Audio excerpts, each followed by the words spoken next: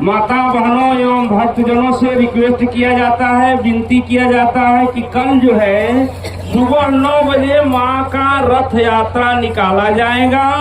आप लोग समय से सब लोग आ जाएंगे और जो माता रानी का झांकी निकाला जाएगा, माता रानी का यानी सब जगह घुमाया जाएगा। आप लोग सुबह 9 बजे हमारे माता बहन सब लोग तैयार होकर के सभी लोग चले आएंगे।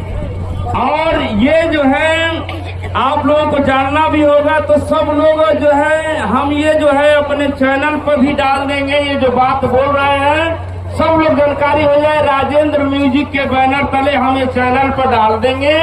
आप लोग सभी लोग देख लीजिएगा। सुबह 9 बजे सभी लोग माता रानी के स्थान पर आ जाएंगे और यहीं से हम लोग सब जगह चला जाएगा। कैसे चला जाएगा? अरे अइली ये मैया, अरे अइली ये मैया रउरे दुआरिया फुलवा के डाल चढ़ाई रे। अइली ये मैया, सुन के ताली बजाइए ना करे। अइली ये मैया रउरे दुआरिया फुलवा के डाल चढ़ाई रे।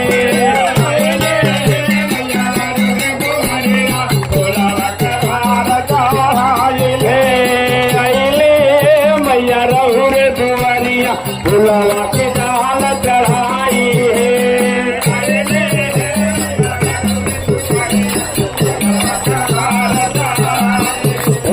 नारियल सुनरिया मैया तुहर